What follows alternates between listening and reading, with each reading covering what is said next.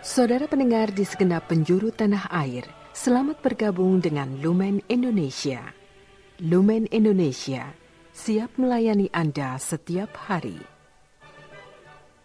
Saudara terkasih, marilah kita bersatu dalam Tuhan kita Yesus Kristus yang tidak berubah dahulu, sekarang, dan selama-lamanya. Allah Sang Maha Rahim mengasihi dan menerima sebagaimana adanya kita. Allah Bapa kita di surga senantiasa bersedia menolong, menghibur dalam menghadapi segala permasalahan hidup sehari-hari.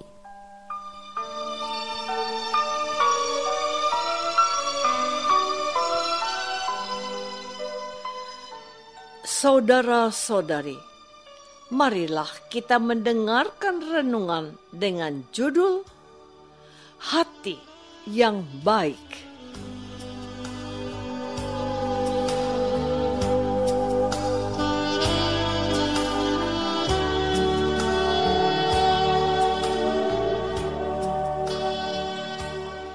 Yang berdasarkan pada Injil Lukas bab 6 ayat 45. Orang yang baik mengeluarkan barang yang baik dari perbendaharaan hatinya yang baik, dan orang yang jahat mengeluarkan barang yang jahat dari perbendaharaannya yang jahat. Karena yang diucapkan mulutnya meluap dari hatinya.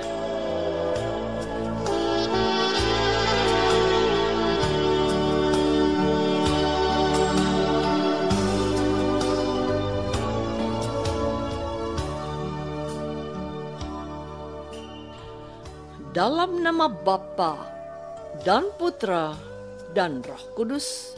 Amin. Saudara-saudari terkasih dalam nama Tuhan Yesus Kristus. Mungkin kita masih ingat peribahasa lama yang berkata, buah jatuh tidak jauh dari pohonnya. Artinya apa? Memang, dalam kenyataannya, buah pohon memang jika tidak dipetik akan terjatuh sendiri dan menghasilkan pohon baru di dekat indukannya.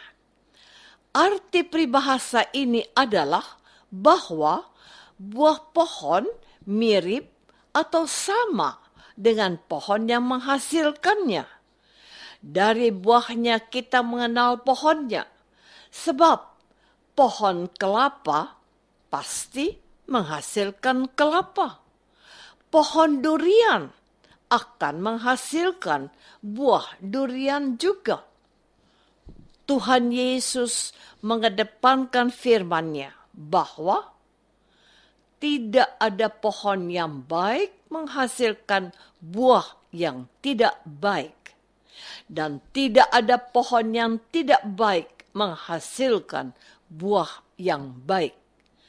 Karena dari semak duri orang tidak memetik buah ara, dan dari duri-duri tidak memetik buah anggur.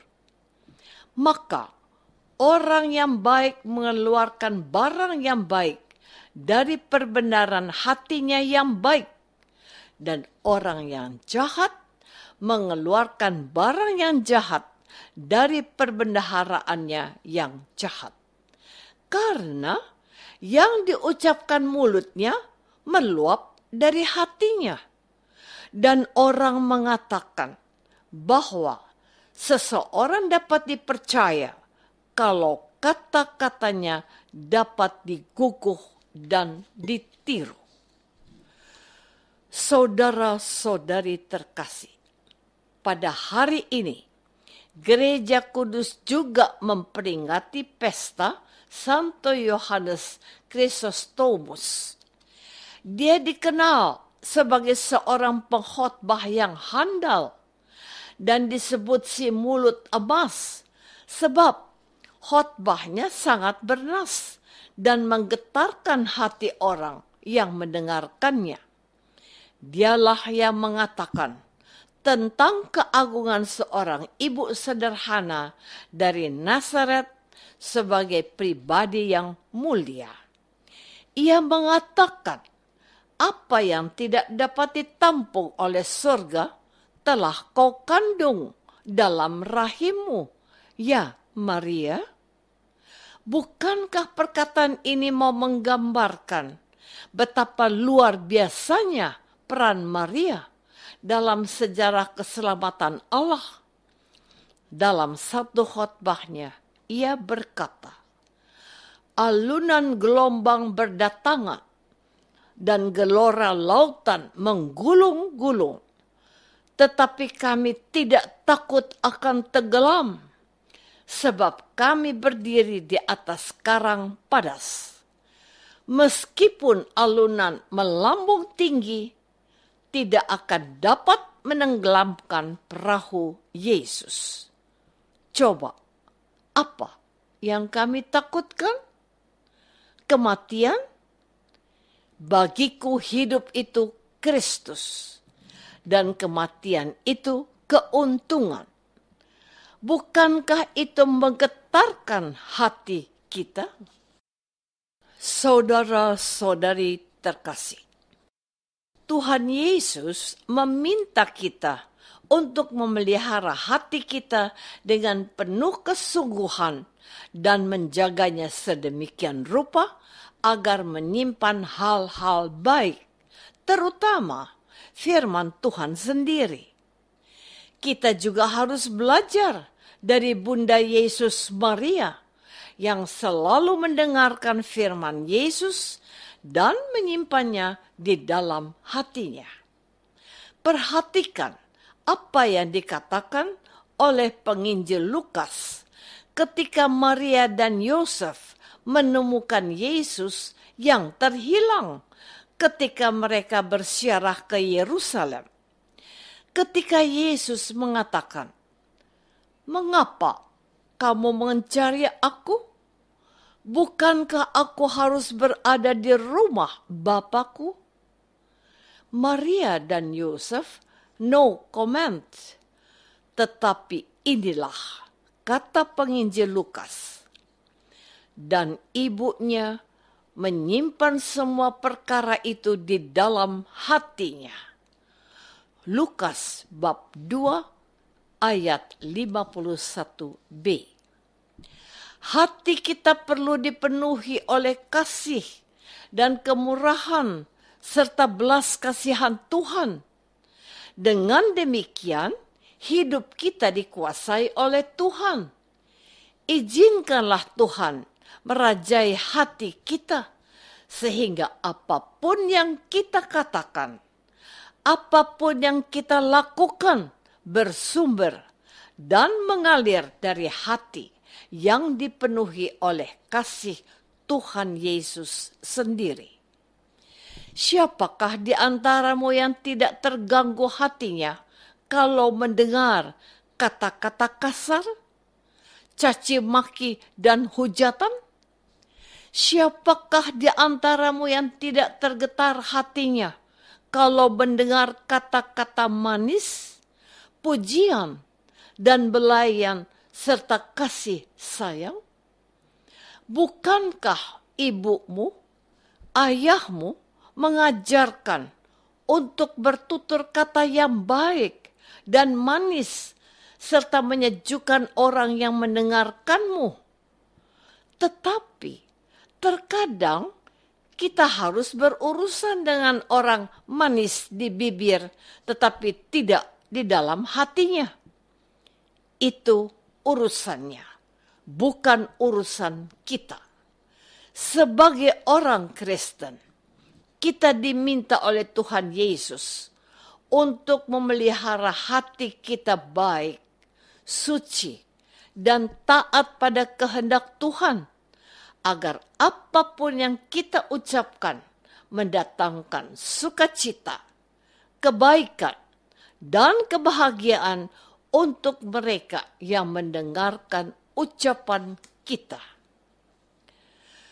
Saudara-saudari terkasih, Tuhan Yesus menghendaki kita memiliki hati yang baik sebagai pondasi beriman yang tak tergoyahkan. Kita harus membangun dasar iman kita dengan firman Tuhan Yesus sendiri. Firman Yesus itu yang mengokohkan kita dan memampukan kita bertahan dalam segala keadaan. Hari ini kita dididik Tuhan Yesus yang mengatakan dalam homilinya, setiap orang yang datang kepadaku dan mendengarkan perkataanku serta melakukannya, aku akan menyatakan kepadamu dengan siapa ia dapat disamakan. Ia sama dengan seorang yang mendirikan rumah. Orang itu menggali dalam-dalam dan meletakkan dasarnya di atas batu. Ketika datang air bah dan badai melanda rumah itu tidak dapat digoyahkan karena rumah itu kokoh dibangun. Jadi, marilah kita membangun dan memelihara kita sedemikian rupa atas dasar firman yang keluar dari mulut Allah, yaitu firman hidup. Anak Allah yang tunggal, dialah Yesus Kristus Tuhan kita. Dari dalam hati yang baik, muncullah kebaikan itu.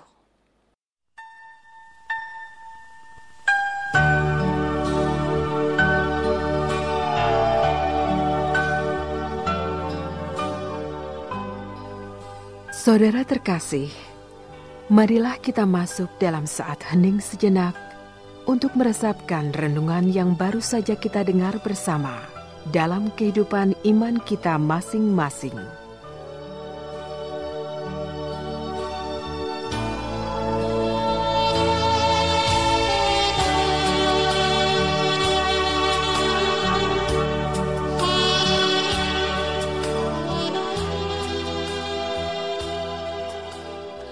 Apakah aku sudah memelihara imanku atas dasar mendengarkan firman Yesus?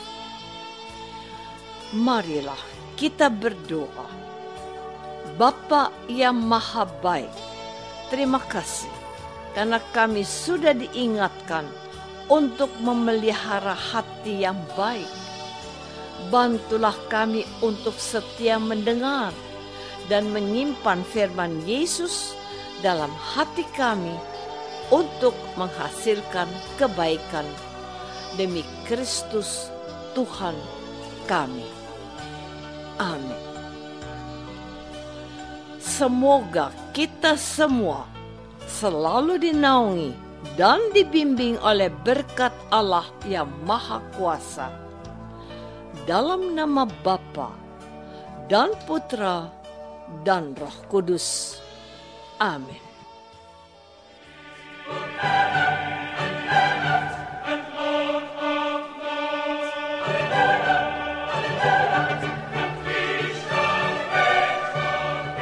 Dengan penuh kasih dan sukacita, Lumen Indonesia mengundang saudara-saudara seiman di segenap penjuru tanah air. Sekiranya ada tanggapan ataupun saran, kirimkan surat Anda ke Lumen Indonesia. Terima kasih atas perhatian Anda. Sampai berjumpa lagi dengan Lumen Indonesia pada waktu dan gelombang yang sama esok hari.